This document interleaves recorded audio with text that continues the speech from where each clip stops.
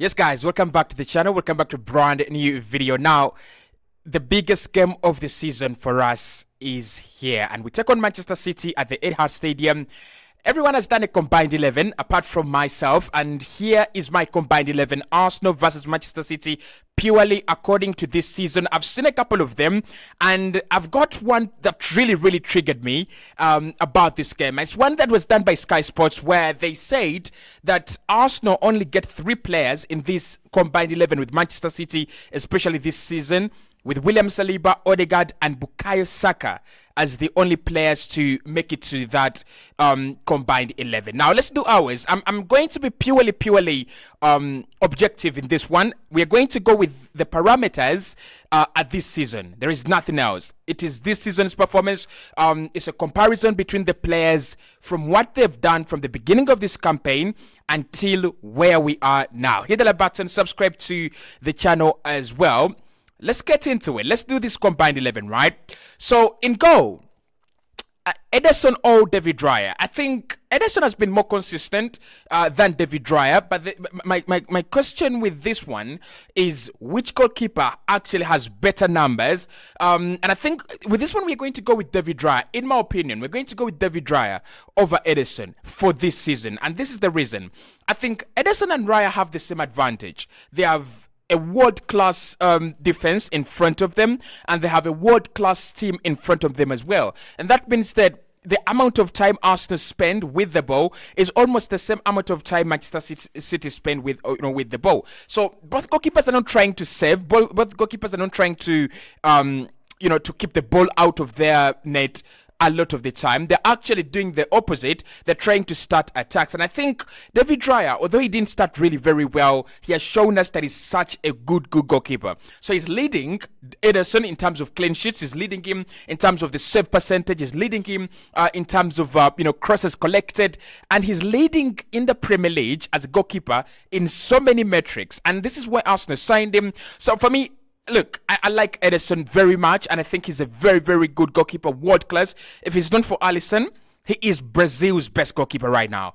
But for me, it's David Raya, right?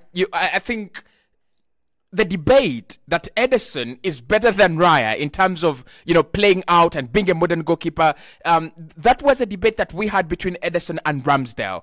I think that has been nullified by Raya's introduction in goal. So I'm going to go with David Raya. I don't believe in Ederson. I've not really been convinced about him, especially this campaign, and I don't think he's got any grounds to be better than David Raya in this season. Now, I tried back Ben White or Kyle Walker, and again, this is where I'm going to really go with a lot of objectivity, and I'm going to go with Ben White. He's a player that I really don't believe in. Many Arsenal fans actually know that. If you follow this channel, you know I've really got my problems with Ben, but this season, again, another solid performance from another, player that I really doubted when we signed him. And I think with Kyle Walker, all Manchester City fans will tell you, he's such a good player. He's such a great player. Probably one of the best right backs we have seen in the Premier League era. 1992 right now, Kyle Walker, one of the best in the game. But this season, he has had a massive drop-off. Now, it could be because of that Bayern transfer that didn't happen. It could be because of the treble that has actually sucked the life out of these Manchester City fans. I think at some point in time they will crumble. I think at some point in time they will fall off, even if it's this season, right? Even if it's next season, they will fall off. That treble run absolutely devastated them. So I'm going to say Ben White, again, has been, for me, a much better player than Kyle Walker. And I think Kyle Walker has dropped off. The same as Ruben Diaz at Manchester City. In my opinion, they've dropped off, right? And there is nothing to do about it. I think Ben has been really fantastic.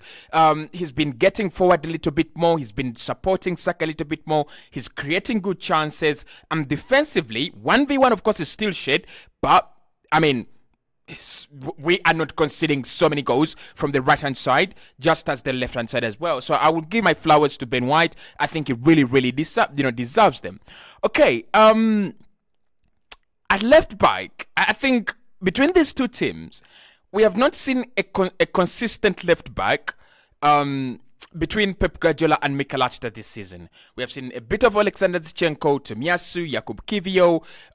The season started with Givardio playing at left back for Manchester City. I think that really didn't work out very well. But Nathan Ake is the guy I'm going to go with. And he's been the most consistent left back between, if you give me Arsenal, Man City, and Liverpool, I would go with Nathan Ake. I think he's been the better player at left back, and he's been the most consistent player at left back. Now, leave alone the rotation that Pep Guardiola, we all know he loves to do a lot of rotation. But apart from that, I think Ake has been good. He's been really consistent, really solid. And I think among the players that didn't fall away, he's not getting injured, he's not declining in performances. For Manchester City, he's Nathan Ake. In the last 10 games of the campaign, they will actually need him. Now, for the centre-back partnership, right? The centre-back partnership, I'm not even going to have a debate about this, right? I'm not even going to have a debate about this. It's for me, William Saliba and Gabriel. I am really, really intrigued and really annoyed at times when I look at such a combined 11. Well, William Saliba makes it to the combined 11 between Arsenal and any other team, and Gabriel is out. I think that is like really, really biased. Our best defender this season has been Gabriel. Scoring goals, defensively very consistent, and I think he's been covering a lot for Saliba. I don't think Saliba has been really poor. I think he's been really great. Again, he's having another great season, and he's just becoming consistent. And I talked about it. I said he's one of those players that being good has become consistent. You don't realize it. You don't realize he's good. But honestly, I don't think Manchester City have had a defender consistently putting in performances, whether John Stones or Diaz, or Kyle Walker.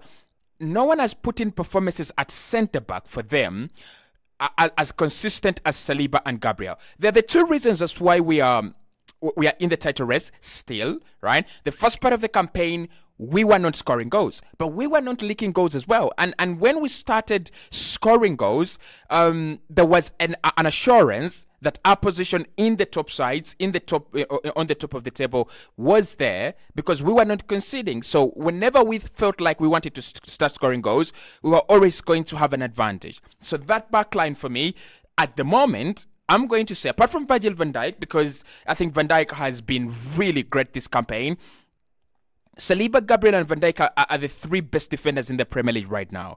So, unless I'm wrong about that, and probably the improvement of Harry Maguire. Okay, so in midfield, it's quite easy. Again, I really disagree with having one Arsenal midfielder in this team. I don't think it's actually fair. I think Declan Rice for me is an all-day, an all-day member of any combined 11. If you have Arsenal there, Rodri, best midfielder in the world right now, in my opinion. And then for me, it's Martin Odegaard over Kevin De Bruyne because he's been out injured, and I don't think Bernardo Silva has had the impact that we saw from him last campaign when they were, tearing the Premier League apart and the Champions League apart with the likes of Ilkay Gundogan. I could be wrong about this again, but for me, I still think that Odegaard has been really fantastic. Now, if anyone replaces Odegaard with Bernardo Silva, I will agree with that. I don't have a problem with that. Why?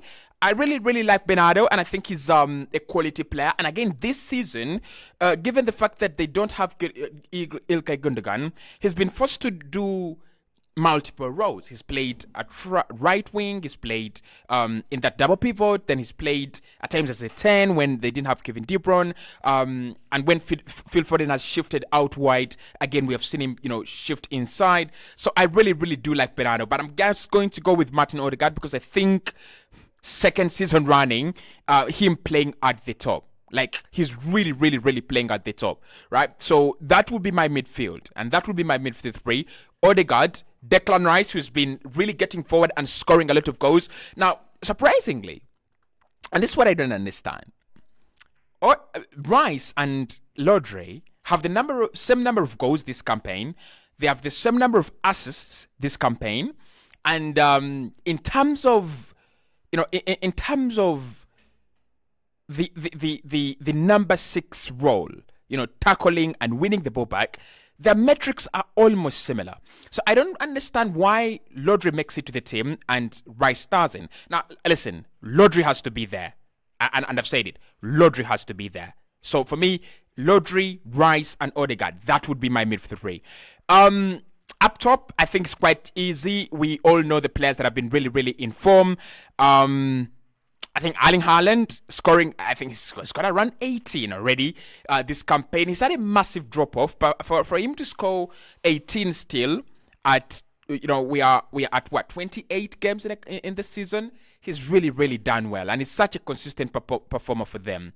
Phil Foden, in my opinion, has got to be in this team. He's the best, one of the best players we have had in the Premier League so far, and then Bukayo Saka as well. Saka is... I've done a video comparing Saka to Phil Foden, and I've said if you want to go with the eye test, then it's Bukayo Saka, it's Phil Foden. But if you want the numbers and you want the consistency and you want the output, it's Bukayo Saka. So Haaland and Foden have to be in this combined 11. I think with Gabriel Martinelli, his numbers have dropped so much. He's still hard working. He's putting in the hard work. He's still very, very consistent, but his numbers have dropped massively. And that's why I wouldn't actually consider him in that combined 11. So let me know what you think about my combined 11. Pretty simple, but I just wanted to do it as a reaction to this disgrace done by Sky Sports, right? The only player that I would agree with in this Sky Sports team that I think maybe I would replace Saliba with John Stones, because I don't think Saliba has been on top of his game like we want him to be, but I still think he's been great. I still think he's been really, really, really good. So I'll speak to you right in the next one. We'll do an Arsenal starting 11. We'll do a preview. The content is coming in really slow. And this is a game that I'm really excited about. So there will be a lot of content coming in after the game rather than prior. Speak to you soon.